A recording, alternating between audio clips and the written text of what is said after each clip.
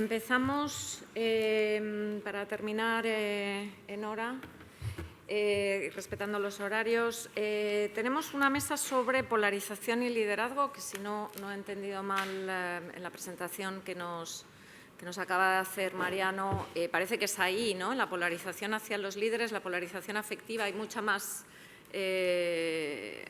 sangre ahí que cuando observamos la relación entre votantes, ¿no? La polarización afectiva entre votantes. Entonces, vamos a hablar de líderes con dos académicos y con dos personas que están liderando diversos proyectos de innovación social y política en España.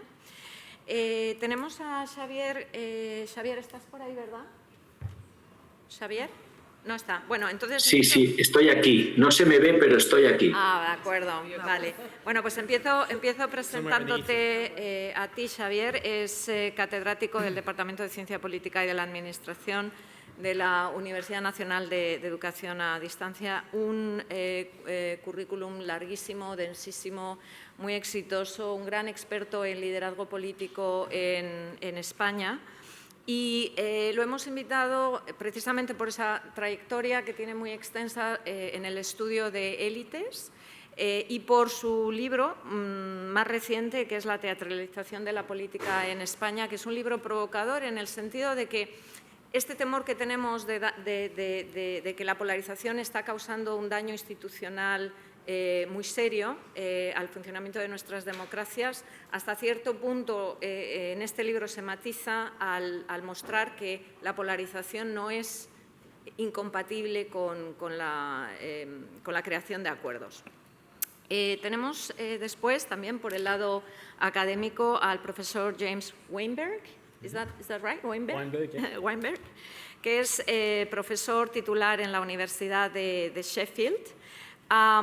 Tiene una agenda de investigación diversa e interesantísima, también en torno al liderazgo político, pero también en temas de educación para la democracia.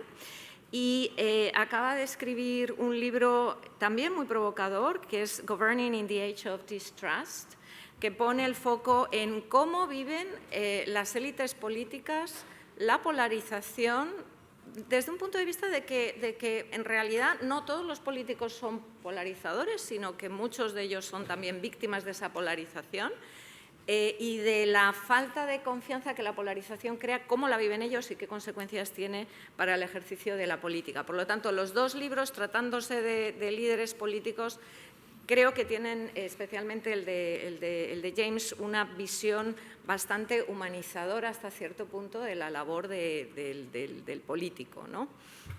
Y del reto que para ellos mismos es el estar en entornos altamente polarizados.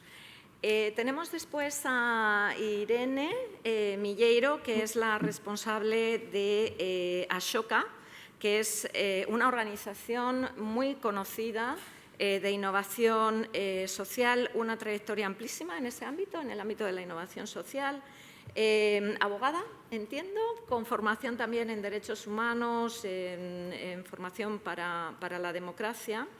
Me ha encantado que en tus skills incluyes el sentido del humor, que sin duda es una estrategia despolarizadora. Entonces, estamos muy interesados en saber cómo se aborda desde el punto de vista del sector social las cuestiones de liderazgo.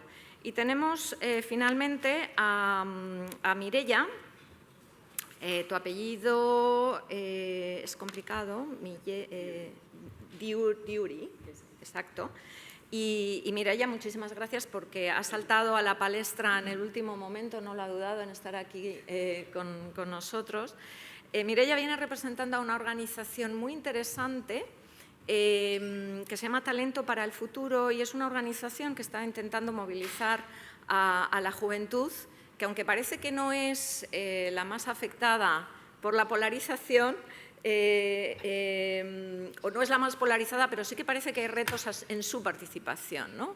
A pesar de que no esté, los datos nos dicen que no son los más polarizados. Entonces, en particular, nos interesa mucho que nos comentes una iniciativa que tienen de movilización política y de formación en liderazgo político para mujeres. Es una iniciativa que se llama Mujeres al Frente, muy interesante. Y sería bueno discutir sobre qué tipo de herramientas estos nuevos liderazgos políticos demandan o les estáis ofreciendo,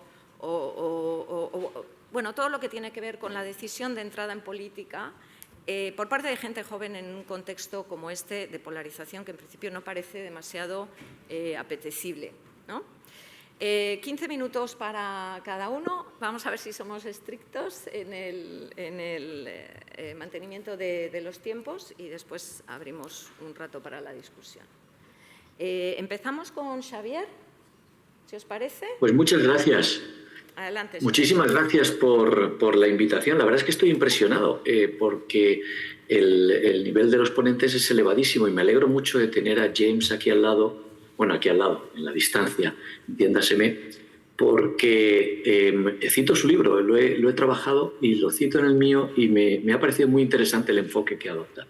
Así es que lo primero que voy a hacer es excusarme por no estar allí presente, pero la conciliación familiar es lo que tiene a veces, que me ha impedido viajar y estar con vosotros, que es lo que realmente me gustaría, porque entre la audiencia pues hay grandes amigos y grandes profesionales y académicos. Me hubiera gustado mucho estar ahí con vosotros, pero no ha podido ser. En cualquier caso, muchas gracias por darme la oportunidad de estar aquí y poder hablar de unas cuantas cosas que yo creo que son relevantes y que me gustaría que de alguna manera alguien las pudiera tener en cuenta. Yo voy a hablar de algunos aspectos que no sé si se ve en las transparencias, pero bueno, la primera pregunta que yo quiero hacer es si hay polarización en la élite política, porque no es un grupo humano que no suele ser tan investigado como la población, por motivos distintos que no vienen al caso. Pero esa es la primera pregunta que yo quiero que se formule. ¿Hay polarización en la élite política? Y voy a dar dos ideas solamente, de los resultados de una encuesta que hemos hecho a parlamentarios de la legislatura anterior y que quedan recogidos en buena medida en el libro de la teatralización de la política y también en una serie de artículos que aparecen en un volumen editado por Leonardo Sánchez Ferrer y por mí mismo para el American Behavioral Scientist, que yo creo que sale, si no ha salido hoy, saldrá mañana o pasado. De hecho, un artículo que tienen Leonardo y el profesor Mariano Torcal ha salido ya y se puede ver, se puede visualizar. La respuesta a la pregunta de si hay polarización en la élite política es que sí, hay polarización en la élite política. Pero como señalan Sánchez Ferrer y Torcal, esta polarización afectiva es mucho más frecuente e intensa en las autonomías que en el Congreso.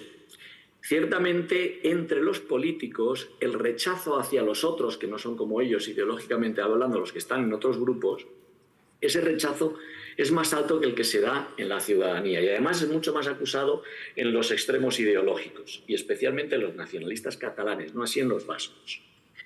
En otro artículo que editamos Adrián del Río y yo, constatamos que hay dos tipos de políticos, unos que son más pragmáticos y otros que son más reactivos a lo que ellos interpretan que son los deseos del electorado, ¿no? En inglés responsive. Bien, entre estos segundos es mucho más frecuente la polarización afectiva que entre los pragmáticos, que son aquellos que son capaces o que creen que pueden ser capaces de llegar a acuerdos políticos con los rivales. Es importante estudiar esta idea de la construcción de acuerdos porque al fin y al cabo es lo que afecta a la gobernabilidad de una sociedad, no solamente al legislativo, sino a muchos otros aspectos de la vida. El hecho de que haya mucha polarización y que esta polarización, especialmente la afectiva, incapacite para llegar a acuerdos políticos genera legislaturas más conflictivas, una calidad de la democracia menor. En cualquier caso, me gustaría resaltar un par de cosas y voy un poquito concentrándome en algunas ideas básicas, ¿vale? La política generalmente se suele percibir por la ciudadanía como un área bastante conflictiva. Las encuestas desde 2012 están enfatizando o incidiendo en el mismo aspecto. Cada vez más, con ciertas variaciones, pero hay un nutrido grupo de ciudadanos que perciben que la política es un problema para ellos. Por política entiendo aquello que afecta a los partidos, a los gobiernos, al comportamiento de los políticos. En octubre de 2023, el 40% de la ciudadanía entendía que esto era un problema. los partidos, los gobiernos, el comportamiento de los políticos.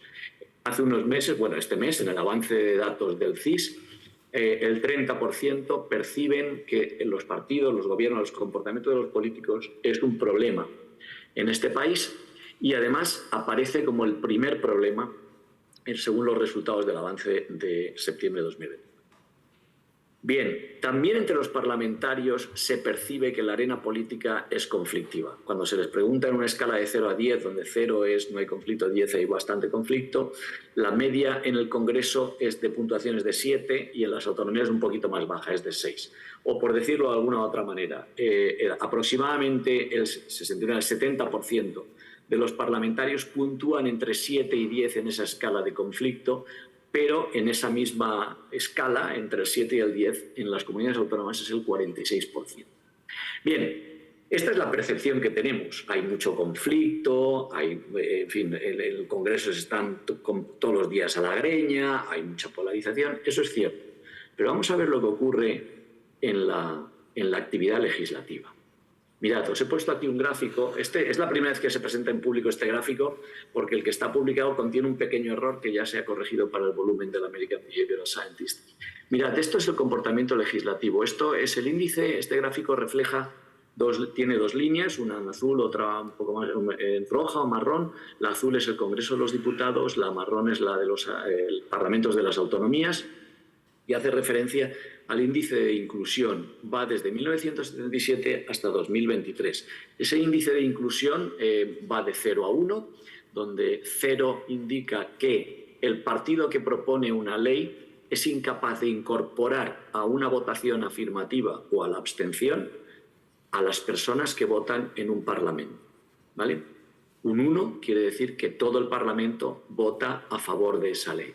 Fijaos muy bien en esta curva porque es importante. Desciende a lo largo del tiempo con algunos periodos distintos, tanto en las autonomías como en el Congreso. Pero fijaos que en el Congreso suele ser siempre superior que en las autonomías. Es decir, el nivel de acuerdo a la hora de aprobar leyes es superior en el Congreso que en las autonomías. Ahora daré un dato adicional, ¿vale? Repito, esto es un índice de inclusión que nos marca en qué medida los partidos que tienen mayorías parlamentarias o el partido que tiene una mayoría parlamentaria es capaz de incorporar al voto afirmativo o a la abstención a aquellos parlamentarios que están en la oposición. 0 es que no incorpora a ningún otro parlamentario de la oposición. 1 es que todo el mundo vota a favor de esa ley o se abstiene, ¿vale? Bien, vamos a ver, porque esto plantea una paradoja elevadísima. Se percibe que el conflicto político es muy elevado, que la política es un problema, pero hay unos niveles muy altos de acuerdo parlamentario a la hora de aprobar leyes. No estoy hablando de otras iniciativas legislativas, como una PNL, otras cosas, ¿no? Comisiones de investigación, no. Estoy hablando simplemente del acto legislativo más importante, que es el de aprobar leyes, ¿vale? Por término medio, la ley es aprobada en el Congreso de los Diputados con solo 10% de los votos negativos para todo el periodo considerado. El 15% de votos negativos en las autonomías. La inclusión media para todo el periodo en el Congreso de los Diputados es del 0,78. En las autonomías es del 0,69, el 0,7, vaya, lo entendemos, del 0,70. Hay diferencias por cámaras, ¿vale? Las que son más inclusivas, es decir, aquellas cámaras en las que las mayorías son capaces de incorporar a la oposición o algunos grupos o algunas personas de la oposición a votar las leyes son Cataluña, País Vasco, Navarra, Canarias y el Congreso. Y las que menos inclusivas son Madrid, Galicia y Valencia. La explicación puede ser variada. Yo remito al artículo de Pamies y Benítez y otros colaboradores, Antonio Jaime, que aparece o va a aparecer ahora en el American Behavioral Scientist para encontrar una explicación de por qué esto ocurre así, ¿vale? Os dejo con la intriga para que podáis consultar el texto original. Bien, yo creo que esto, en fin, es una paradoja importante porque decimos, hombre, es que la cosa política en España es que tiene mucho conflicto, es que hay mucha greña, aquí se está continuamente discutiendo con malas palabras, en fin, hay insultos, hay desafueros, en fin, una serie de comportamientos que para la ciudadanía creo que son un poco edificantes, y sin embargo hay un elevadísimo nivel de acuerdo que oscila a lo largo del tiempo, como hemos visto, pero que se mantiene elevado también a lo largo del tiempo. Bien, entonces, ¿qué es lo que pasa? Pues lo que pasa, lo que creo que puede explicar, o una parte de la explicación de esta situación o esta percepción polarizante, yo creo que es que existe un punto de teatralización que queda amplificada por lo que transmiten y retransmiten los medios de comunicación y también en escenarios diferentes. No voy a entrar en mucho detalle por esto en la explicación de esta teatralización. Dejo aquí el vínculo para quien quiera pues pueda acceder al libro o a la página web en la que vamos publicando algunas cosas, de artículos de prensa, etcétera. Pero sí que quiero resaltar algo muy importante. Además de la encuesta que se ha hecho a los parlamentarios, se han realizado unas 70 entrevistas en profundidad por toda la geografía española, en algunas cámaras, en Andalucía, en Valencia, en Madrid, en Cataluña, en fin, en Navarra. Se han elegido las cámaras más conflictivas y las cámaras menos conflictivas, y se han hecho una serie de entrevistas en profundidad preguntándoles por muchas cosas, y uno de los resultados es que la percepción que existe entre los políticos es que esta teatralización digamos que fomenta o es percibida como una de las causas de la polarización, ¿no? Entonces la idea es ¿qué capta esta teatralización? ¿Qué es esto de la teatralización? Bueno, pues la teatralización captura esa paradoja inicial, ¿no? De que hay mucho acuerdo y, sin embargo, hay una serie de comportamientos que son transmitidos por los medios de comunicación y replicados en las redes sociales, pues que nos trasladan la idea de conflicto parlamentario, ¿no? Estos comportamientos, voy a dar un pequeño detalle, están recogidos en el texto al que me estoy refiriendo, de la teatralización de la política. Doy algunos detalles. Broncas, trifulcas, algaradas, gritos, abucheos, insultos, insidias, amenazas, ofensas, zascas, desprecios, burlas, e incluso violencia simbólica y no tanto simbólica, y a veces física. Entonces, esto es una retahíla de comportamientos habituales que son una manifestación del conflicto político, que se observa en cualquier cámara y que además queda recogido por todos los medios de la comunicación. Si alguien teclea en la web, en un buscador, zascas en el Congreso, pues se va a encontrar con un montón de artículos que hay hasta una antología del zasca en el legislativo, ¿no? Bien, entonces yo creo que lo importante, como decía antes Mariano Torcal, es importante a la hora de hablar de la despolarización y del qué podemos hacer. Yo creo que es importante tener presente cuáles son las causas de todo ello, ¿no? Para intentar abordar de alguna manera alguna estrategia que permita despolarizar o al menos reducir esa polarización afectiva, que Mariano Torcal nos dice que se está estabilizando. Ojalá se estabilice y se reduzca un poquito más. Ese es mi deseo. Pero ¿qué cosas creo que se pueden hacer? Y como el asunto que nos convoca hoy aquí a todos es el de la despolarización, yo voy a lanzar un par de ideas o tres, algunas muy básicas, algunas podrá alguien decir, hombre, esto es una ocurrencia.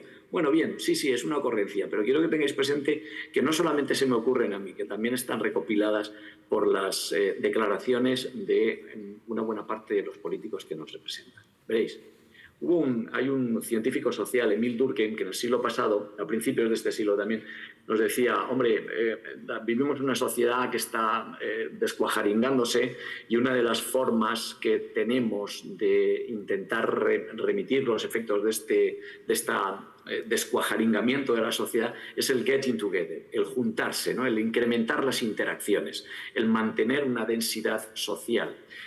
Bien, hay estudios ya que nos dicen que las buenas relaciones entre los parlamentarios, entre los representantes, facilitan la construcción de los acuerdos políticos y modulan el comportamiento legislativo. Y ahora me permito hacer un paréntesis, porque sé que alguien me lo va a decir y me lo va a reprochar. Yo no estoy diciendo que lo bueno sea acordar cosas y que vivamos en un mundo de yuppie donde todo el mundo sea feliz y todo el mundo llegue a acuerdos importantes. No, yo no estoy diciendo eso. Estoy diciendo simplemente que cierto grado de acuerdo es necesario y cierto grado de conflicto también es necesario en la política, ¿vale? El punto está en encontrar ese equilibrio. Por tanto, ya evitaos el reproche de que yo quiero vivir en los mundos de Yuppie o que quiero encontrar el acuerdo perfecto en la política. No, eso creo que no existe. Entonces, incrementar las interacciones y las relaciones personales entre los parlamentarios parece ser que puede ser una vía de mejorar la situación, ¿no? Ya que vamos a descartar que los pongamos a vivir todos juntos en un edificio.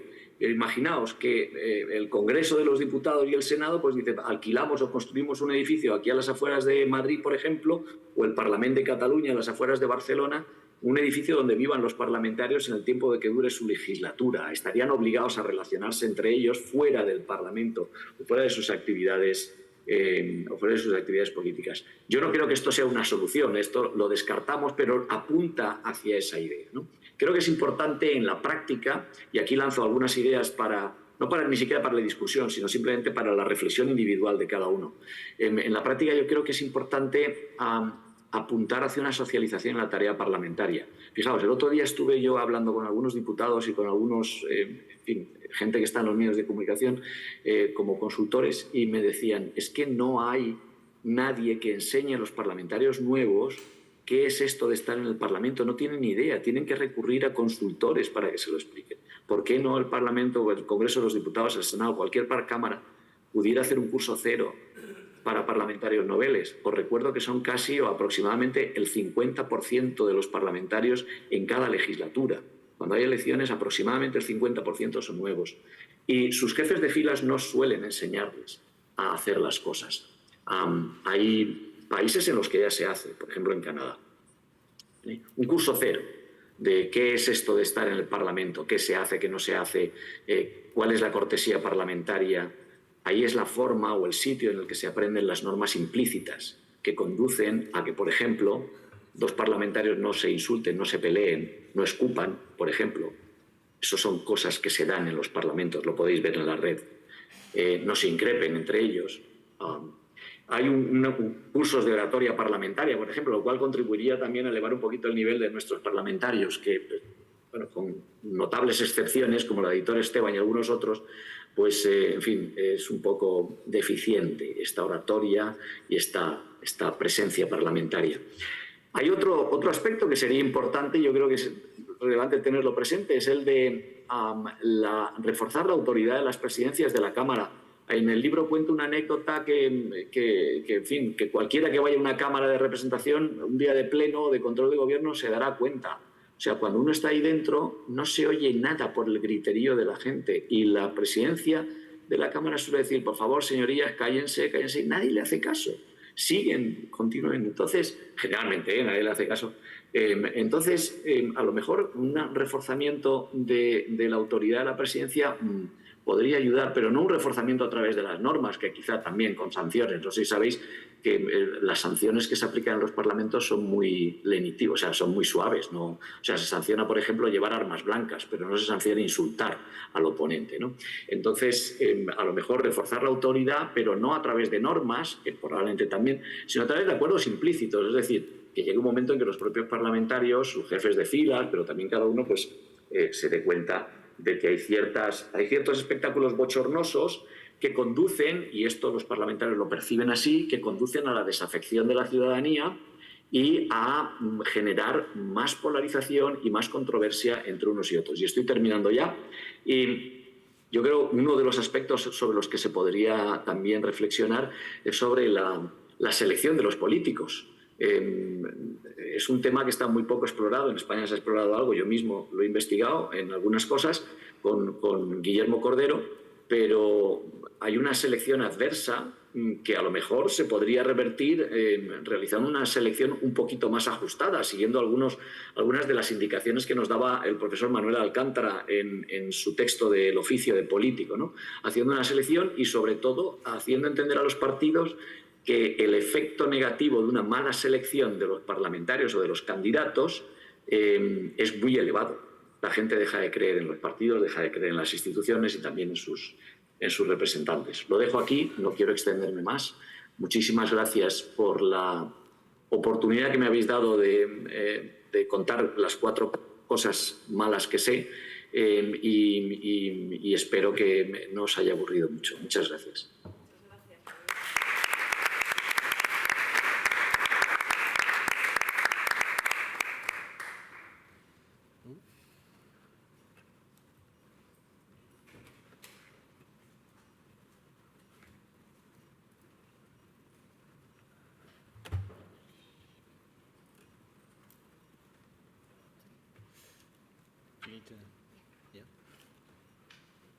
No se oye. Estamos ajustando la presentación, Xavier, de James. Yeah. Brilliant. So first of all, I just want to say a thank you to COVA for inviting me to join this workshop, especially in one of my favorite European cities.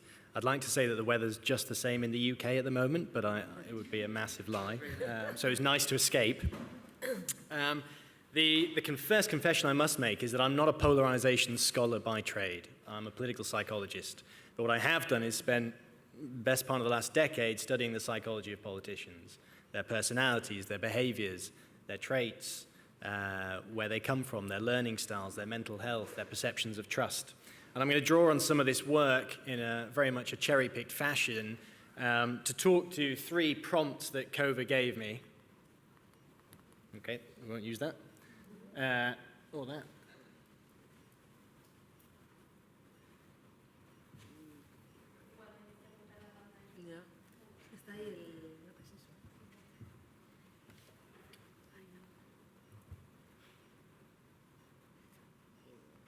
There we go. 3 prompts that COVA gave me.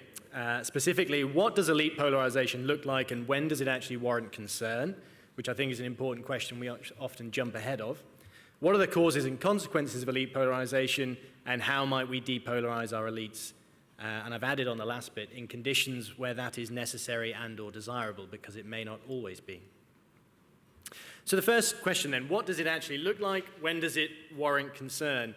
Well, much of the literature on elite polarization, especially, is driven by scholarship coming out of the United States, where polarization in the Senate and the House of Congress saw a steep downturn in the interwar and post-war period, and then from the mid-70s onwards, almost an exponential increase.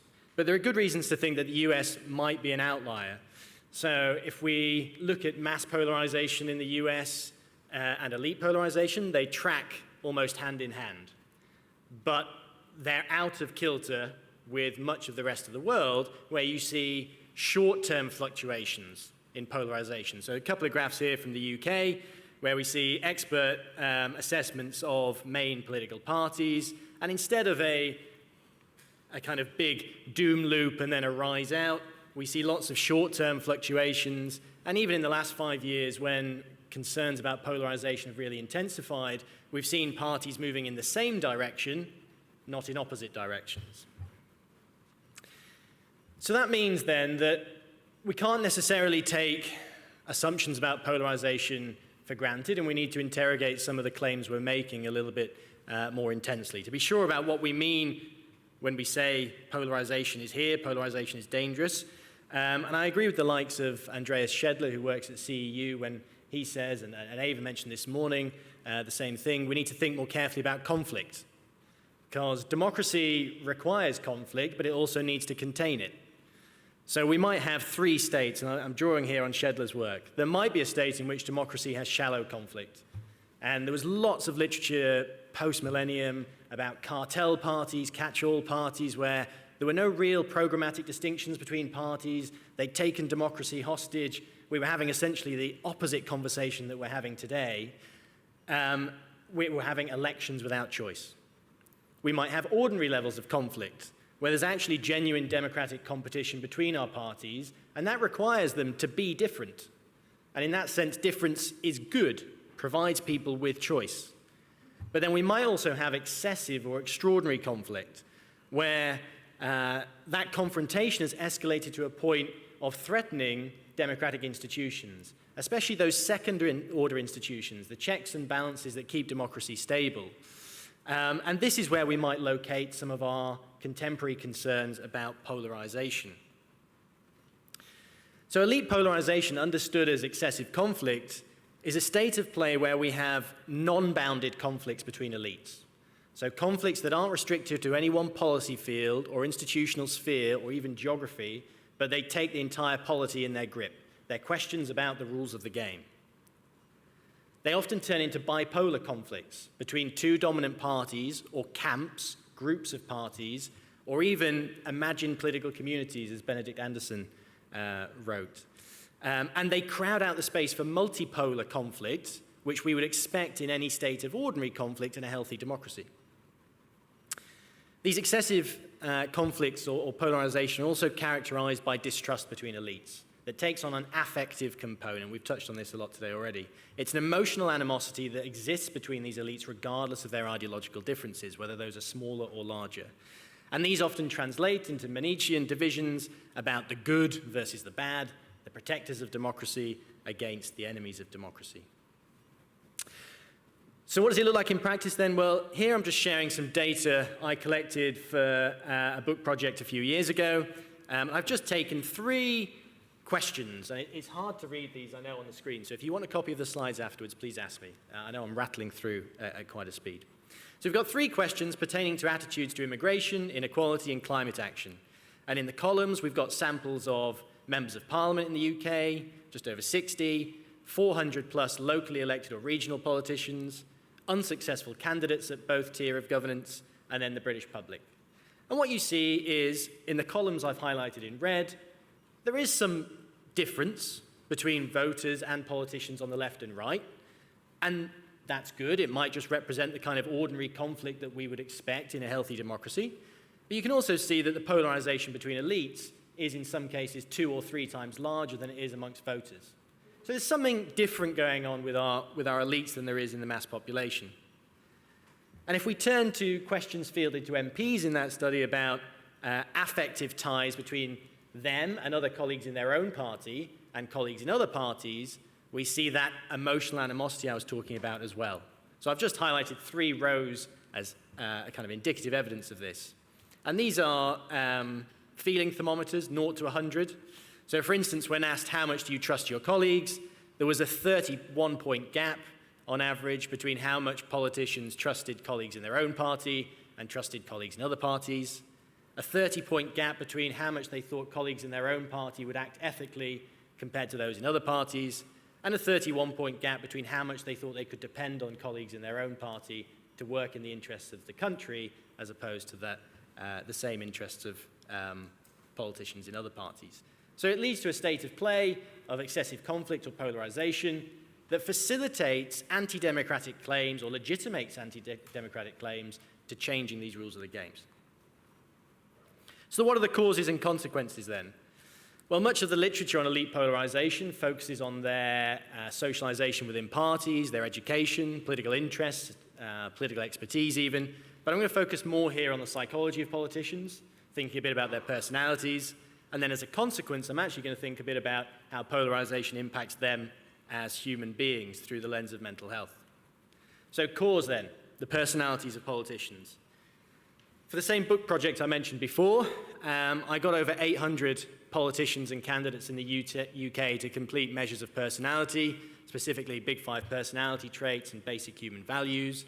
If you're not familiar with those, you can ask me about the methodological detail afterwards, but for the sake of time, I'm going to focus on findings. And those measures were fielded to the general public in Britain as well through the European Social Survey and the British Election Study. Sorry, my daughter's nursery is just trying to call me. Anyway, so there are 4 key findings that stand out and pertain to our discussion today about polarization. So the first one then is that when I'm looking at personality, and here I've got a graph of 10 categories of basic personality characteristics or values, there are clear differences or psychological divergence between the people going into politics on the left and right. Unsurprisingly, the people who go into politics through parties on the left were more psychologically driven to engage with outgroups, more open to new ideas, more driven by autonomy and self-direction, whereas politicians going in on the right were more driven by in-group support, security, tradition, conformity, and these map quite nicely onto the ideological differences we see when we just look at how politicians polarize on those questions. The second finding was that, as anticipated, there were strong correlations between these personality measures and the politicians' self-placement on a left-right scale and their policy support. And it was much stronger for politicians than it was the public. So accounting for other socio-demographic variables, these personality measures were explaining about 6 to 8% of variance in voters' attitudes and ideological placement, but 19 to 25% of elite self-placement, suggesting much stronger coherence between self-identity, personality, and ideology or ideological presentation of elites than voters in the UK context. Thirdly, when taken as a whole, politicians' personalities were not quote-unquote normal. On lots of characteristics, they were outside the bell curve, and this replicates findings from lots of other European countries and the US. But what I found particularly interesting was that this personality gap between politicians and voters was much larger on the left of British politics than it was the right. So whereas voters on the right seemed to have congruence between personality, their own personalities and the personalities of the politicians they're voting for, on the left this leader-follower match fails. Now what does this mean for polarization? Well, it means actually our voters on the left of British politics are more psychologically congruent with MPs on the right than the MPs they've voted for, which would suggest that their partisanship is based more in some sort of expressive social identity than it is any sort of instrumental choice. Now, for the party, that instinctively or naturally leads to negative campaigning, because it makes more sense when that's the case and you've got that kind of gap between your values and those of your voters to focus on the weaknesses of your opposition than the actual values of your own policy platform. And then finally, when taken as a whole, I find that politicians have personality characteristics oriented towards power, which in this case means ego defense, a desire to be in control of resources, leadership, dominance of others, people and resource, that's much stronger than the general population. So on this measure of basic human values around the world, in national samples, the category of power values is often rated by participants as the lowest of the 10. But for politicians in this study, it was rated higher than 3 or 4 other categories, which means we have a population of politicians entering Parliament who are more psychologically primed towards conflict than the voters they represent. Okay, so that's a bit of the cause, but what about the consequence? Something I've looked at more recently in the last couple of years is the mental health of politicians, and you won't be surprised to know that I don't get much sympathy from this when presenting it to a public audience. But I hope that it's of interest to you as scholars and students of politics and elites. I've kind of preempted the answer to this question, but I often show audiences this slide and say, what do these individuals have in common? Does anybody know?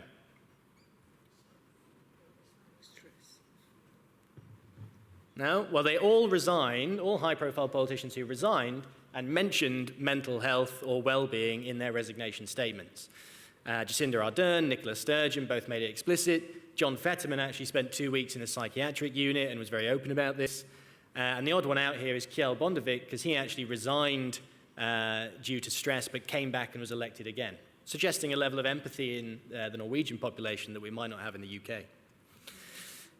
To kind of categorize what we mean by the causes of or the stresses in politics, I published this framework with some colleagues a few years ago, and we included in it this distrust stressor.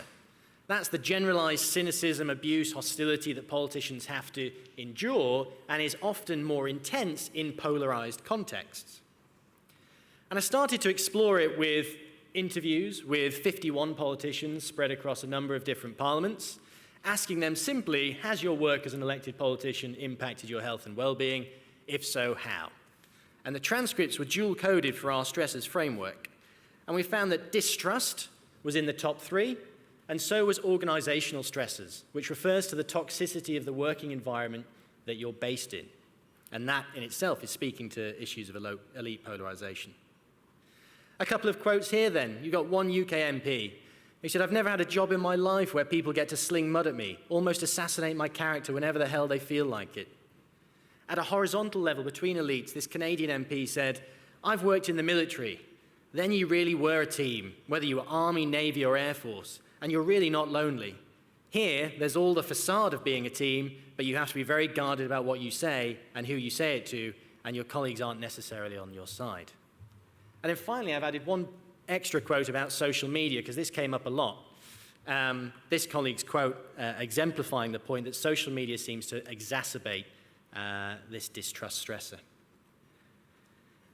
So I then fielded a clinical measure of depression to politicians in Canada, the UK, and South Africa, and found that at the time of sampling, over a third of them were suffering from some depressive symptoms, and between 10 and 20% in each subsample were beyond the clinical cutoff point for an episode of major depression, which is quite a stark finding. The first row here, which is MPs in the UK, that final column suggests 12% were suffering from a major episode of depression, but that went up to 19% for women politicians and 30% for minority ethnic politicians. And we know from other literature that those are the individuals who are receiving the most abuse and most likely to suffer from that distrust stressor. Those politicians also completed a new inventory of felt trust or distrust, very basically the extent to which they think the public sees them as untrustworthy. And when put into predictive models of their mental health, it had it was strongly correlated with their PHQ-9 scores. So moving across the scale for felt distrust, symptoms of depression increased by about 19%. And there was an interaction effect with social media. So that relationship was strongest where politicians were also reporting the fact that they used social media as their primary source of information or interaction with citizens. Okay, so in the context of all of this then, and if I might take a minute to do so, how do we depolarize? I've put together just a list here that we might pick up on in the discussion. And I promise that Xavier and I didn't write these lists together. Clearly, we're thinking along the same lines. But there's certainly something to do about reforming party selections, because at the moment, those are very much the secret garden of politics. We don't really know what's happening inside them, how are selectorates approaching who they encourage to stand. Is it a problem that most parties are only taking candidates from within their memberships that actually represent a tiny fraction of the general population? We need more, not less, professionalization, because actually, and here I'm not talking about careerist politicians, when you have secure salaries and pensions and well-being services and everything else we'd expect in a good job, you attract a more diverse pool of aspirants. Electoral reform can be used to change the avenues of incentive for cooperation and reduce the avenues of incentive for conflict. I'd go for closed list, multi-member proportional representation if I could, but the tautology here is that you need parties already in power to agree to the reform. Working arrangements need to change so that we move politicians or the majority of their business away from oppositional debating chambers and into committee rooms where they work on a cross-party basis. In the UK especially, there's lots of good work coming out now on the way in which MPs work on a cross-party basis in select committees to achieve really good legislative outcomes. We can embed the kinds of interactive governance that Ava was talking about this morning, and we need to increase and diversify the offer of political training to our elites, because at the moment, that's taking place mostly in the party machine, so all they're really learning about before they enter politics is how to compete with one another, not the soft skills needed to engage in compromise, cooperation, and achieve goals for the better good. And I've put on the end here, just do something about social media. You know, I'm a millennial. I was lucky to just about grow up with a smartphone-free childhood, but it's dominated my adulthood, and I personally find it hard to see beyond how we use, or we get rid of, or we change the way social media and smartphones are integrated in society and politics, but that is certainly something that MPs are picking up on when they talk about polarization and the way they interact with each other in a negative way. So lots to consider. Thank you very much.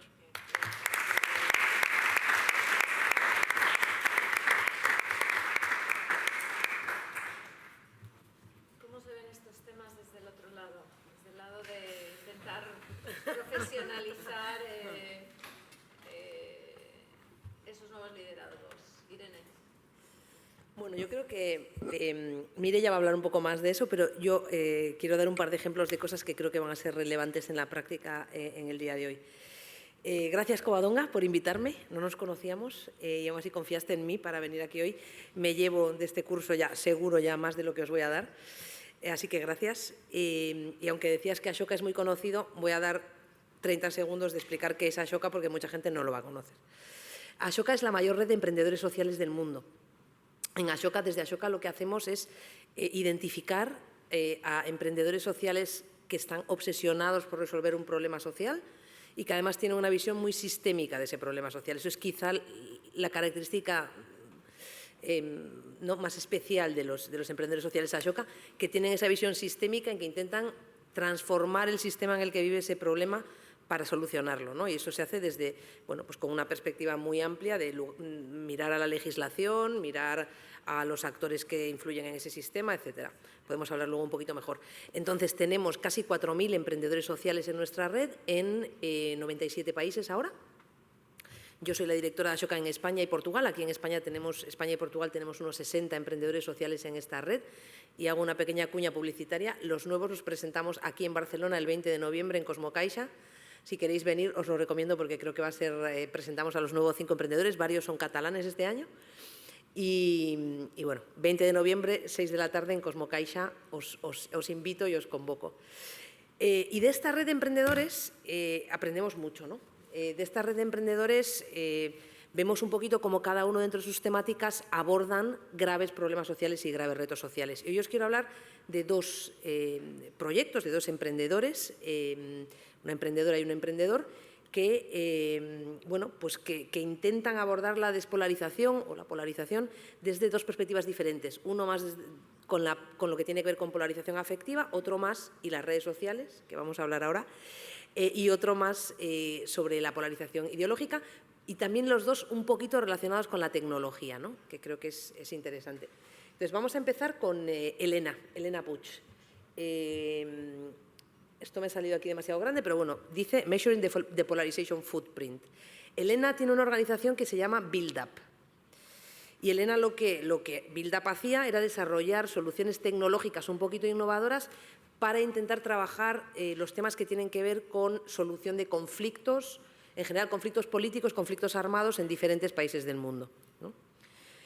Trabaja con la ONU, con ONGs, y lo que intentaba era generar espacios de participación ciudadana en las negociaciones en torno a los conflictos y que no se quedase la ciudadanía fuera de esas negociaciones de paz muchas veces, ¿no? ¿Y qué es lo que sucede? Que dentro de este trabajo que Elena lleva haciendo pues ya varias décadas, se da cuenta de que de repente hace no sé, 10, 15 años entra un nuevo actor disruptivo en esas negociaciones y en esa participación ciudadana, que son las redes sociales. De repente entra un actor que no existía y que se utilizan proactivamente para ser un poco disruptivas de esos procesos de paz, ¿no? Entonces dice, oye, tenemos que pensar ahora también como Build Up cómo abordamos los conflictos en la era digital, porque lo digital ahora influye en los conflictos también en la vida real, ¿no? Conflictos graves, armados, políticos, profundos, ¿no? Y aquí es donde un poco, bueno, pues lo que os decía, surge el rol de las redes sociales que mencionaba Eva, yo creo que muy adecuadamente, y bueno, este contenido polarizante en redes pues es un desafío muy grande para las personas que construyen la paz. Y aquí quiero marcar una cosita que decía Mariano. Mariano decía, bueno, la mayor parte de la gente no está en las redes sociales. Yo creo que si consideramos cosas como WhatsApp o Telegram red social, que yo sí lo considero, sí están en las redes sociales. WhatsApp tiene 33 millones de usuarios en España. Y lo peor de esa red social es que es muy poco transparente y el contenido está oculto, pero se utiliza proactivamente por muchísimos actores en este país para pasar mensajes, y en muchos casos mensajes polarizantes. Entonces, yo creo que sí es peligroso, sí es un actor importante. Y entonces, Elena, un poco lo que empieza es haciendo también una distinción, que creo que es importante a veces mencionar, ¿no?, entre las diferencias de opinión, que son importantes y que tienen que ser expresadas en una democracia, y el aumento de contenido que va hacia esa polarización afectiva de la que estábamos hablando, ¿no? Hay herramientas para bueno, moderar esas opiniones, que es la moderación de contenido, ¿no? Se puede abordar cosas como el discurso de odio y moderas contenido que hay discurso de odio, pero la moderación no es una solución para reducir la polarización. Entonces, ¿qué es esa solución, no? Pues Elena, de la manera en la que, en la Build Up, la manera en la que abordan esto es considerar la polarización como una externalidad negativa de las redes sociales. Es decir, es un proceso que genera un coste negativo para la sociedad, para la democracia, pero que no está capturado por el mercado y está haciendo daño a la sociedad, ¿no? Y esta es la clave. Genera un efecto negativo y un coste negativo que no está reflejado en los costos de producción. Entonces, vamos a empezar, por poner un ejemplo, el caso de la contaminación del aire, ¿no? Pues tradicionalmente, ¿no?, en el capitalismo industrial, pues se producían cosas, coches, lo que fuese, que producían contaminación, o en el proceso se producía contaminación, ¿no? Daños en la salud, daños en el medio ambiente, pero al principio no pasaba nada, nadie tenía que pagar por la contaminación, ¿no? Era como si ese coste no existiera, aunque era realmente un costo negativo para la sociedad, pero no estaba siendo tasado por el mercado. ¿Cuándo cambió esto?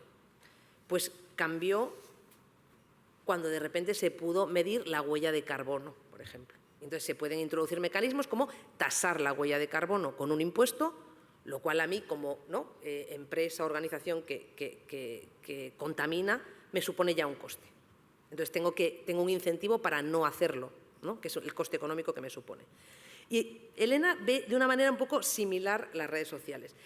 Las redes sociales no tienen como objetivo generar polarización, tienen como objetivo ahora mismo un modelo de negocio que es crear contenido que sea atractivo, ¿no?, y que genere, nunca sé cómo traducirlo esto, pero que genere engagement, ¿no?, la llamamos, ¿no?, pues que la gente lo vea, le dé likes, lo comparta, ¿no? Este es el modelo de negocio de las redes sociales, así es como ganan dinero, ¿no?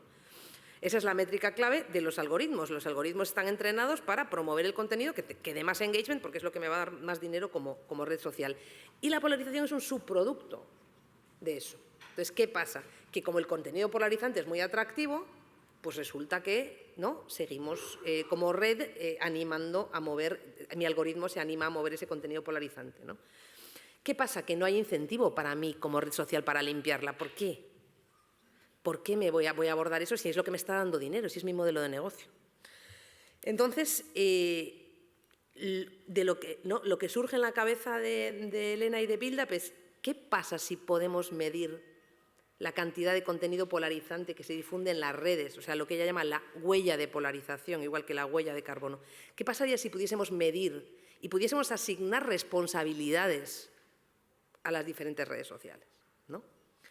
Quizá ahí podría surgir un incentivo, una vez que lo hemos medido, para establecer, bueno, incentivos o desincentivos, impuestos, lo que sea, ¿no?, que hagan que, bueno, pues que ese modelo de negocio cambie, porque al final lo que tiene que cambiar, y no sé quién lo comentaba hace un rato, yo creo que era Eva, ¿no?, es el algoritmo, ¿no? El algoritmo ahora mismo optimiza, ¿no?, contenido que se viralice, que vaya más. Podrían diseñarse algoritmos que, pues no sé, que optimicen para otras cosas, que optimicen para la colaboración, que optimicen para contenido que construya puentes o que optimicen para otras cosas, ¿no? Entonces, ahí es donde está la idea de Elena, es primero voy a intentar ver si podemos medir esa huella de polarización y a partir de ahí podremos pensar, ahora que la tenemos medida y la podemos asignar y decimos WhatsApp, Twitter, esta persona, esta organización que ha lanzado este contenido, esto es lo que está influyendo, podremos tomar otras cosas.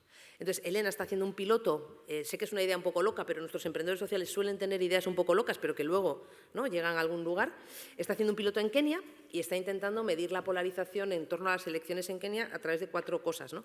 La primera es clasificar la cantidad de contenido que se comparte en las redes sociales, ¿no? Pero contenido que busca, pues bueno, avergonzar, estereotipar, acosar, ¿no?, a ciertos grupos, ¿no? Básicamente intenta ver cuándo hay contenido que utiliza un lenguaje que constituye polarización afectiva. Entonces, eso es lo primero que hacen. Lo segundo que hacen es analizar, como yo creo que comentaba Rodolfo, ¿no?, que habían hecho ellos también, ese contenido y los comentarios bajo esos contenidos. Porque pueden identificar un contenido categorizado como polarización afectiva, pero las personas que comentan se manifiestan en contra de ese contenido, ¿no? Eso no es lo mismo, no es lo mismo que cuando, que es lo que suele suceder, hay un contenido polarizador y debajo nadie se manifiesta en contra, ¿no? Entonces, un poco esa segunda medida es la aceptación general de la polarización. La tercera medida es intentar entender cómo de divididas o cuánto de divididas están las audiencias de la plataforma. Yo creo que también lo comentaba Eva, ¿no? Intentar entender un poco eso, a qué niveles está esa división. Y la cuarta ha sido, o está siendo, que lo están haciendo ahora, es preguntar a una muestra de 5.000 personas en Kenia cuál es tu experiencia en las plataformas de redes sociales, has tenido experiencias negativas, de qué tipo, qué pasó, ¿no? Y con todo eso lo que ella va a intentar es, pues eso, un poco intentar establecer una metodología que pueda medir esa huella de polarización. Ahora mismo lo que está intentando, se ha unido a otra emprendedora social, Ashoka, de Alemania, que tiene una organización que se llama Hate Aid, Y están intentando juntas, buscando financiación para traer ese trabajo en el marco de las elecciones de 2025 en el Reino Unido y en Alemania, que también son en 2025, y potencialmente en España, las que cuando sean. Que quién lo sabe esto, y un poco con todos esos datos intentar aumentar la conciencia pública, pero también la conciencia de los legisladores y de los reguladores para decir, oye, esto es lo que está pasando, esto es lo que las redes están aportando en el marco, sobre todo en los marcos electorales, que suelen ser un poquito más intensos, y intentar que en Europa se regule para, bueno, pues intentar de alguna forma tener incentivos para que las compañías cambien sus algoritmos, ¿no? Entonces, bueno, os lo dejo aquí como una idea que se está explorando, que no sabemos a dónde va a llegar, no sabemos si de aquí van a salir otras cosas, pero que me parece interesante, cómo medimos la polarización. Y el segundo ejemplo que os quiero dar, que tiene más que ver con la polarización ideológica un poco, es la de esta persona que es candidato a Fellow de Ashoka, pero yo creo que al final lo aprobaremos este año, Bernardo Gonçalves, que tiene una organización en Portugal que se llama MyPolis. ¿Y qué hace con MyPolis? Bueno, Bernardo intentó entrar en política cuando era muy joven, en política municipal, y sorprendentemente salió bastante desencantado de esa experiencia, ¿no? Porque sentía que no había una relación entre la política y las necesidades de la ciudadanía fuera. Entonces, yo creo que una de las, como de las soluciones importantes también para la despolarización es darle más importancia al proceso democrático, ¿no? Al proceso en sí, a los procesos de escucha y de diálogo, ¿no? Entonces, ¿qué es lo que hace? Pues él se alía con municipios en Portugal y con escuelas en Portugal e intenta crear alternativas de participación democrática, sobre todo a nivel municipal, movilizando a la juventud en las causas que sean, a través de una plataforma, primero de una plataforma digital que recoge propuestas, pero también de formación y reuniones con los políticos municipales y los jóvenes para, bueno, pues para intentar, primero, interesar a los jóvenes por la política y, segundo, interesar a los políticos por lo que los jóvenes están pensando, ¿no? Tiene una serie de enfoques educativos gamificados, una serie de cosas, pero que la idea es que los estudiantes identifiquen los problemas de su comunidad, de su pueblo, de su ciudad, y colaboren con los políticos locales para intentar buscar soluciones, ¿no? Con la idea, pues por un lado, eso, de empoderar más a los jóvenes, darles una sensación de importancia en el proceso político, pero también, por el otro lado, de acercar esas opiniones y esas propuestas a los representantes políticos, ¿no? Además, lo hace, que es una cosa que yo creo que es interesante, a veces estos procesos se quedan un poco, trabajamos mucho con las élites o con grupos más privilegiados, ¿no? Bernardo lo que se intenta fijar es en regiones socioeconómicamente más frágiles en Portugal, porque le interesa más a esos lugares que donde a lo mejor existen menos iniciativas o menos posibilidades de participación ciudadana, ¿no? Entonces intenta buscar pues, esa representatividad, esa accesibilidad de jóvenes menos privilegiados, y hasta ahora pues, tiene como más o menos unos 40 territorios de Portugal, trabaja con más de 300 profesores y ha habido más de 35.000 jóvenes que han participado, ¿no? en estos procesos de pensar soluciones y trabajarlas en directo también con sus representantes, ¿no? Bueno, puedo contaros más de la metodología si os interesa después, pero creo que esa es la parte importante. Ahora Bernardo, después del éxito que ha tenido en Portugal, está intentando llevar su proyecto a Bélgica, Hungría, Italia y a España. Ojalá llegue aquí también. Y la idea es esa, cómo también utilizamos, ¿no? la tecnología para acercar la política a la ciudadanía en ese lugar. Gracias. Sí, me parece.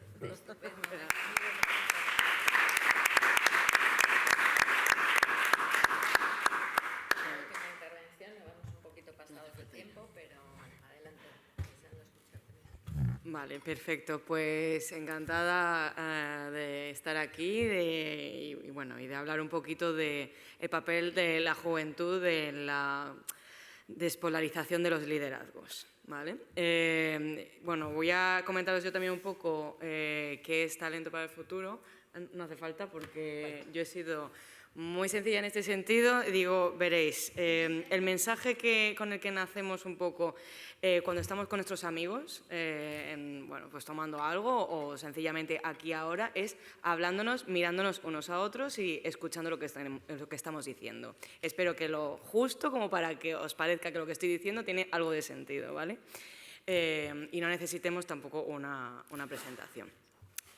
Porque no es nada ajeno a nosotros el tema de a lo mejor la palabra no la utilizamos tanto en nuestro día a día, lo de despolarizar, el liderazgo, la autoridad de la sala, qué clase de relación mantengo yo, qué percepción tengo yo del entorno a nivel de política en mayúsculas. Ninguno de nosotros aquí somos ajenos y entonces en ese contexto en el que además desde la perspectiva de la juventud siempre se mantiene el discurso de bueno, pues es lo que hay, básicamente es lo que te toca hasta que cumplas 30 o 35 años, que entonces mágicamente de pronto serás una persona activa y reconocida como, o sea, tu voz será reconocida de manera positiva en tu entorno, lo que quieras decir a partir de esa edad. Y tu vida de pronto será maravillosa, tendrás un trabajo que no será precario, la vivienda no tendrá la situación que tiene actualmente, tu salud mental será, bueno, estupenda, como poco estable. Sin embargo, pues resulta que no pasa así, no pasa de la noche a la mañana y menos aún cuando no existen canales de comunicación activos y fuertes entre los que toman las decisiones, en los espacios de decisión, los oficiales y los extraoficiales y el resto de la población. En este caso, nosotros, Talento para el Futuro, nace en 2020, en un año maravilloso que es reconocido como el año de la pandemia, de la enclaustración y del reconocimiento también de que las formas de hacer las cosas hasta la fecha, pues por lo que sea, a lo mejor necesitan una reconceptualización y queremos ser parte de esa conversación, del diseño. Ya en el propio pensamiento de las soluciones a los nuevos y los antiguos problemas tenemos que estar ahí. Entonces, bueno, pues vamos trabajando con un primer proyecto, que es el del Pacto Intergeneracional. Nosotros, bueno, somos la primera plataforma de empoderamiento político juvenil en España, que se ha ido replicando, o sea que esto es también una gran noticia cuando tu idea se va replicando en otros puntos de España, ya sea poniendo el foco en cuestiones rurales, ya sea poniendo el foco en cuestiones de género o en salud mental, en fin, es igual. La cuestión es que vaya siendo lo suficientemente atractivo para la sociedad civil como para replicarlo. Pero nuestra misión al final es trabajar por reducir la desafección de la política institucional. Por mucho que te haya fallado, de alguna manera, cada segmento poblacional, sigue siendo el espacio en el que tú, o sea, ellos tienen la obligación de escucharte. Y nosotros tenemos el derecho de entender cómo funciona, si nos gusta o no. Y en el caso de que no nos guste, como pasa con todo, ¿vale? Pues aportar soluciones. O sea, pasar de la queja a un mensaje constructivo. En este caso, nacemos porque también, por sacar un par de datos, un estudio de Demos Lab, que también es otra organización que suele hacer bastantes estudios pues, para ver un poco cuál es el tono de la confianza de los jóvenes en las instituciones, fue el año pasado cuando resaltó que el 87% de la juventud española no se siente representada por los políticos. No es demasiado sorprendente, sin embargo, es demoledor. Porque ¿de dónde sale toda esta gente que está en el Congreso, en el Senado o en los parlamentos autonómicos? Sale de la sociedad. El comportamiento que vemos reflejado ahí, como mucho, puede aseverarse porque necesitas dejar entender a tu electorado, de alguna manera, que estás gritando a los cuatro vientos su propia frustración. Sin embargo, tú, como hemos visto también en las anteriores exposiciones y datos, en tu día a día no vas gritando por ahí a alguien que te cae mal, no le vas increpando por la calle. O sea, vas intentando entender por qué pasan estas cosas, ¿cómo puedo yo funcionar así? Bueno, el 87% esto y el 92% no se siente escuchado. Y ahora decimos, vale, ¿y cómo nos hacemos escuchar? Porque existen muchas maneras, entre ellas, bueno, hace ya unos años que de hecho veníamos hablándolo Irene y yo, es la forma de hacerte escuchar es, pues yo qué sé, pues la huelga, las manifestaciones, o sea, cuestiones que a lo mejor ya no se llevan tanto también por la aparición de las redes sociales, pero ¿cómo genero yo el impacto que yo estoy buscando? O sea, el sentirme reconocido. Bueno, pues primera pregunta, ¿existen ya canales de comunicación, directos o indirectos? Bueno, pues la respuesta es que sí, que existen las propias reuniones con los grupos parlamentarios, que depende, también hay que poner en valor el tema de lo colectivo frente a lo individual. Cuantas más veces hables y mejor contenido vayas trabajando, como aquí ahora mismo, o sea, el hecho de visibilizar a través de una conversación muy normal hace que de pronto en tu cabeza haga clic con el saber, que existen consultas públicas, que las leyes o los proyectos de ley no salen de una prioridad concreta de un partido, sino que se contrasta con otros agentes sociales que están reconocidos, más allá de que luego estén satisfechos o no con el proyecto de ley que luego se vaya a aprobar o no, que no salga. Bueno, pues existe. Eso dota de una mayor legitimidad a todo aquello que sale, a todo aquel cuerpo normativo que tenemos en España en concreto, ¿vale? Entonces, ¿cómo soy parte yo de eso? Bueno, pues de nuevo poniendo en valor lo colectivo frente a lo individual. Cuando la sociedad civil está organizada, es cuando la institución te reconoce y te brinda un sitio, más allá de que tú estés trabajando todos los días con un mismo mensaje. Quiero estar ahí, tengo propuestas. ¿Qué nos preocupa, por ejemplo, en Talento para el futuro? Con el ejemplo que me comentabas del proyecto de Mujeres al Frente, que no existen el suficiente número de referentes de políticas institucionales jóvenes. O sea, ya no vamos a hablar de otras grandes referentes, independientemente de que estemos alineados o no ideológicamente, ¿vale? Sino, ¿dónde están esas mujeres? Bueno, pues cuando existen, que las hay, pues las buscamos y a raíz de esto decir, mira, tienes un referente. Lo que te está demostrando es que es posible, porque tal y como está comprendida la democracia en España, al menos tenemos el canal para que tú te presentes.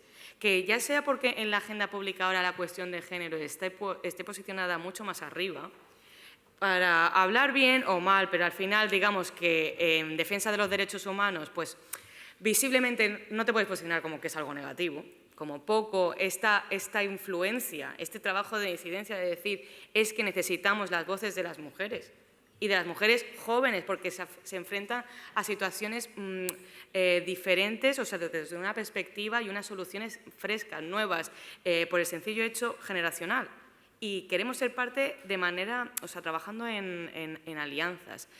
Entonces surge este proyecto a través también de una propuesta que se hace desde el Ministerio de Asuntos Exteriores. Imaginémonos, ni siquiera tiene que ver con el Ministerio de Igualdad o de Relaciones con Cortes o lo que sea, nada. De Asuntos Exteriores, derechos humanos. Bueno, pues resulta que las mujeres jóvenes pues somos humanos y tenemos derechos y se garantizan, ¿vale? Pues a partir de ahí decimos, necesitamos espacios comunes en los que poder hablar, crear una comunidad en la que nos sintamos escuchadas, reconocer que lo que yo pensaba que solo me pasaba a mí o a mis amigas, porque bueno, son mis amigas y tenemos esta situación, este contexto, le pasa a alguien que jamás en la vida hubiese pensado que iba a compartir esta situación. El hecho de sentirte vista y no juzgada hace que al final tú te sientas más valiente o con menos peso de dar pasos hacia adelante y comprender la política no como partidos, no como que yo para ser partícipe de la democracia, de la política en mayúsculas, no tengo por qué afiliarme, porque siento también una exposición que me limita y que, o sea, es un mundo hostil ya en sí mismo, o sea, ya lo hemos visto también en temas de la salud mental, pero es que encima a mí me van a atacar por otras cuestiones exclusivamente de género. Entonces, ¿cómo trabajo yo desde fuera? ¿Qué clase de mensaje voy a ser capaz de lanzar? Bueno, pues a través de estas propias comunidades, dando formación, siempre gratuita. ¿Por qué el tema de la gratuidad? Si a todos nos gusta ahorrarnos dinero, pero es muy importante para las personas que no es que quieran ahorrarse, es que no tienen. No tienen un euro para gastarse en eso, si puedo gastarlo en comer hoy. O sea, es esa la capacidad de poder ampliar los lazos y conseguir llegar a voces que son muy necesarias para la construcción de una democracia más sana y más inclusiva.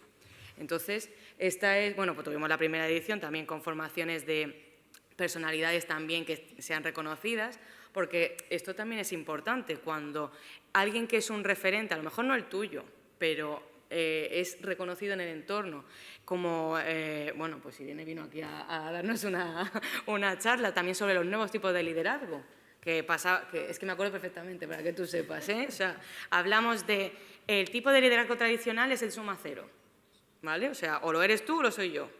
Y esto es una lucha encarnizada, haremos lo que podamos con lo que tengamos. Y si yo resulta que tengo mucho más que tú, como poco capital, pues verás, aunque solo sea por una campaña de publicidad en Google Ads, me vas a ver a mí mucho más que a ti.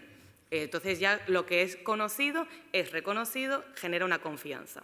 Y lo que no, no existe, ¿vale? En el imaginario común, ¿vale? Y luego está el liderazgo más transversal, horizontal, en el que ya no es de suma cero, sino que sencillamente suma. Yo tengo unas capacidades que voy a potenciar, tú tienes otras, y dentro de un proyecto común iremos hacia adelante. Bueno, pues con formaciones, con oratoria, con el reconocimiento. Al final es sentirte visto y sentirte escuchado, y que luego hacemos algo con eso.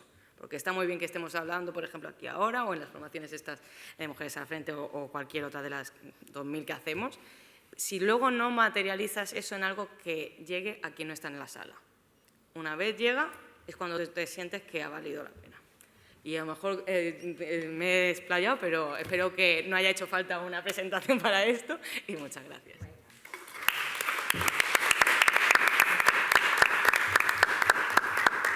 Pues tenemos unos minutos, vamos a no excedernos demasiado, pero sí tenemos unos 15 minutos para preguntas y para comentarios, ¿no? sobre las presentaciones. Javier, ¿estás ahí? ¿Sigues ahí? Está ahí, sí. Sí, estoy aquí, pero no se oye muy bien. Sí, no se oye muy bien. A ti no se te oye bien. Claro. Es que no tengo el micro aquí, Ah, lo he cedido, vale. pero vamos. Sí, yo estoy aquí escuchando muy atentamente. Preguntas, comentarios, consideraciones sobre el liderazgo y su polarización. ¿Algún comentario? Luis. Yo tengo uno para Xavier. Pues venga. Bueno. Yo tengo un comentario para Xavier, soy Luis. Xavier, has puesto el foco en la inclusividad de los, en definitiva, de la oposición en la aprobación de muchas leyes, pero has dicho algo menos de la tendencia que cómo ha ido cayendo, que parecía bastante pronunciada en tu gráfico. No sé si mal no recuerdo, creo que en la presentación no te has referido mucho a esa tendencia. Si podías decir algo más. Sí, es cierto, no me he referido a esa tendencia, es verdad. Se veía claramente en el gráfico que es una tendencia declinante, la de la inclusividad, es decir, que cuanto más nos alejamos del momento fundacional de nuestra democracia, que es la transición, pues menos inclusivas parecen ser las cámaras. Aún así, el Congreso es más inclusivo que las cámaras autonómicas, ¿no? Es verdad, es declinante. Aún así, es bastante elevada la inclusión que existe en las cámaras. Dejadme a ver si puedo conseguir acceder de nuevo al gráfico y os doy, os doy el dato, pero bueno, si no lo miro aquí en el libro, que lo tengo aquí al lado.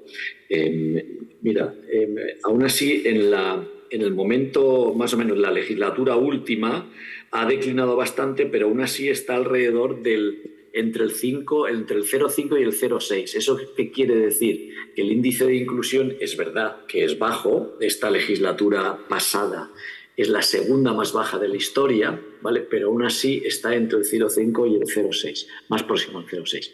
Es declinante, y esto en parte yo creo que nos debe de preocupar, porque implica que cada vez menos se recurre a los rivales políticos para intentar convencerles de que voten a favor de ciertas leyes, ¿vale? O de las leyes que se presentan.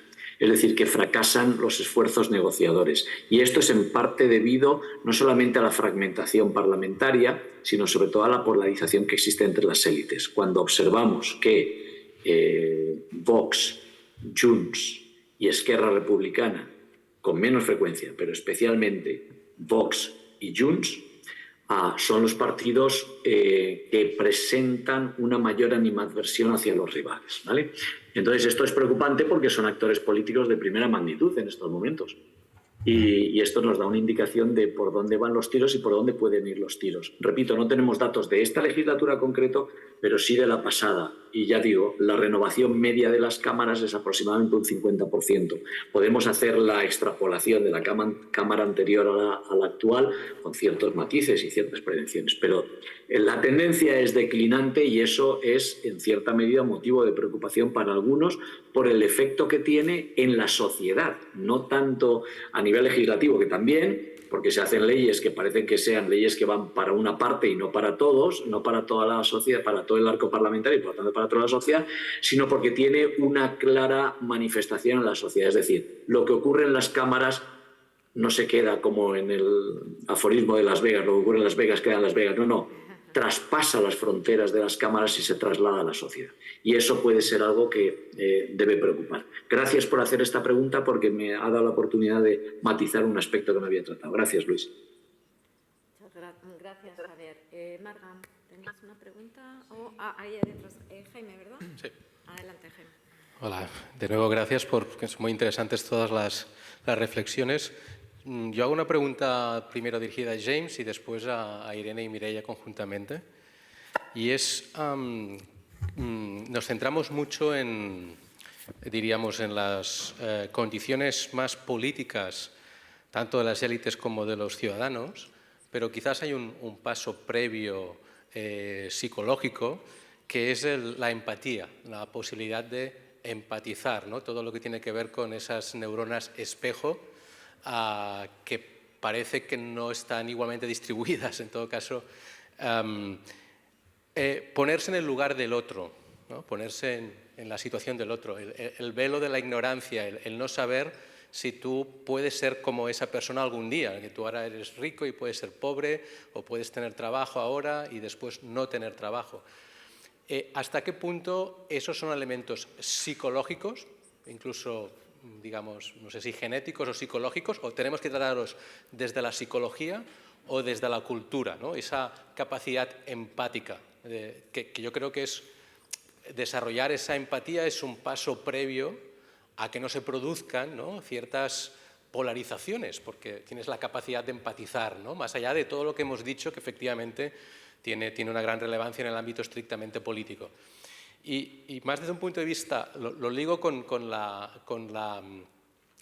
parte más practitioner o más de aplicar, que es una parte muy relevante de lo que habéis explicado es cómo definimos el problema, ¿no? De hecho, los líderes Ashoka yo creo que tienen ese imaginar que es una externalidad negativa. Ya solo definiéndolo así, ya se te abre otra forma de encarar las cosas. Entonces, desde ese punto de vista, ¿pensáis que hay algún proyecto o alguna actuación en la que de alguna manera estemos contribuyendo a empatizar? Es decir, aunque tenga una base psicológica, estamos reforzando, estamos entrenando, no solo la deliberación, no solo la argumentación, sino la empatía pura y dura, el sufrir con el sufrimiento de los demás. ¿Hasta qué punto eso se puede también, de alguna manera, promover con alguna actuación, digamos, social? Gracias. Sure. First of all, yeah, I want to thank the translator up there for doing an absolutely wonderful job. Thank you very much. So the ability to empathize, can we, I think the essence of your question was, can we train people to empathize in politics? It depends how you define empathy. Empathy is lumped in with lots of personality characteristics. In a recent project, I got about 130 MPs to fill out a measure of narcissism. And we know from the social psychology literature that people scoring high for narcissism have a lower ability to empathize. They often have inflated perceptions of how others think of them and highly inaccurate perceptions of what other people feel in certain scenarios because they're privileging their own feelings. And what I found is, whereas narcissism is normally distributed in the general population, it was positively skewed amongst my politicians sample. Okay, you might say, oh, there you go, fulfills all the anti-politics stereotypes, they're all narcissists. And I'm not saying that, but they do have a higher than normal propensity towards narcissistic traits and characteristics. Can we change that?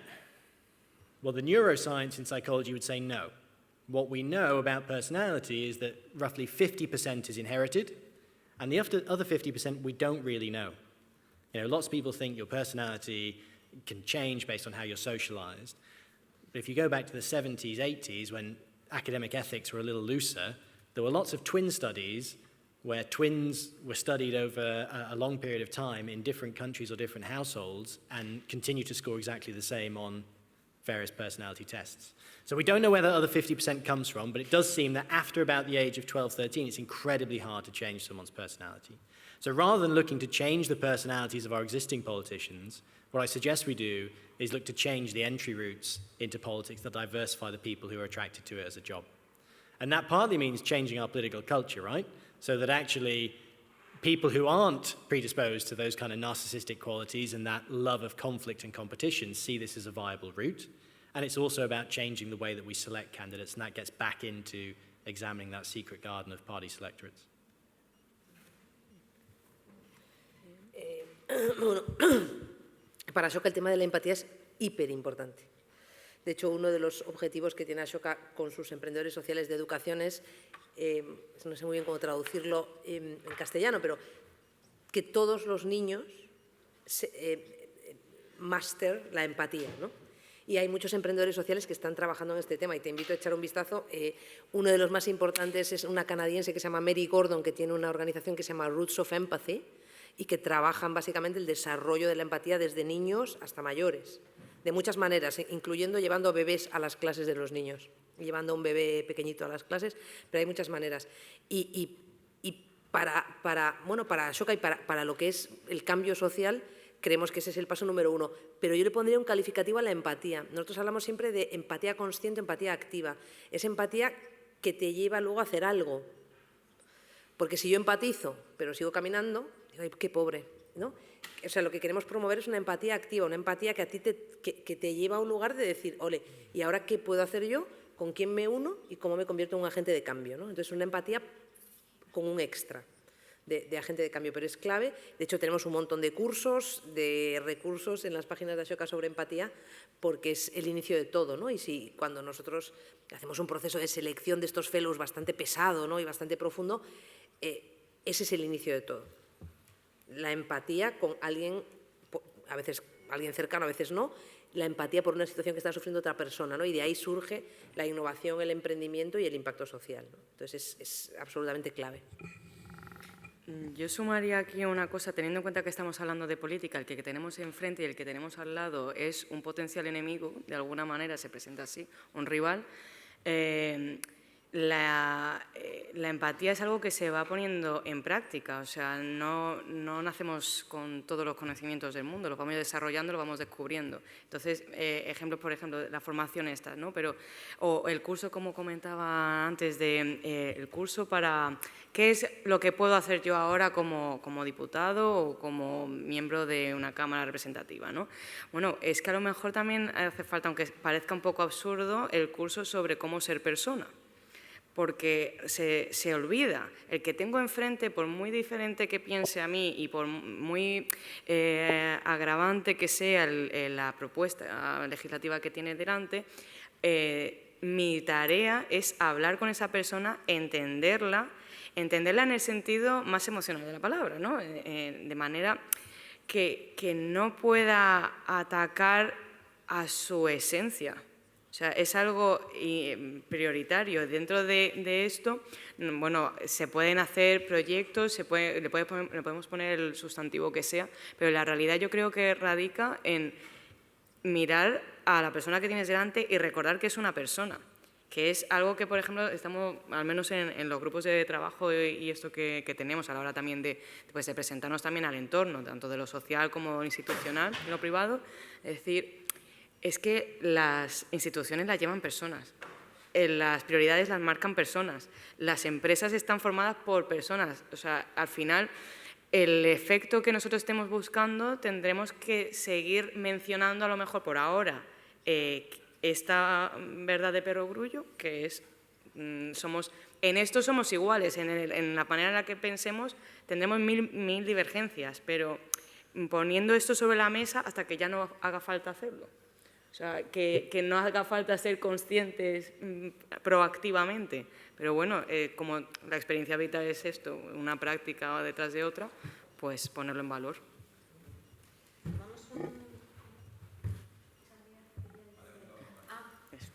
Xavier, adelante, disculpa. Sí, gracias. No, solamente quería añadir una información que creo que es importante. Tenemos un 15% de nuestros parlamentarios que consideran que los rivales políticos no son rivales, son enemigos. ¿Vale? Y no voy a hacer aquí ahora a referirme a la obra de Carl Schmitt, pero todo el mundo sabe lo que esto significa. A un enemigo lo bates, lo aniquilas. Con un rival puedes pactar, puedes arreglar cosas, porque hoy es rival, pero mañana puede ser amigo. Y hoy tú estás en el poder y mañana él no. A un rival, a un enemigo lo aniquilas. Lo peor no es que ese 15% exista en la élite política, que bueno, puede ser normal en muchos países. Lo peor es que está concentrado, como decía antes, está concentrado en algunos grupos, especialmente en Vox y en Junts per Catalunya, pero también en Podemos y Esquerra Republicana. O sea, ahí es donde está la bolsa de parlamentarios que consideran que los rivales son sus enemigos. Un enemigo es claro, ya lo he dicho antes, se aniquila, se bate, no se negocia con él. ¿Vale? Simplemente lo dejo ahí. Es imposible que para ese 15% haya ninguna empatía con los rivales, porque son enemigos. Muy bien. Gracias. Lo dejamos aquí, Marga. Seguimos la conversación en la comida.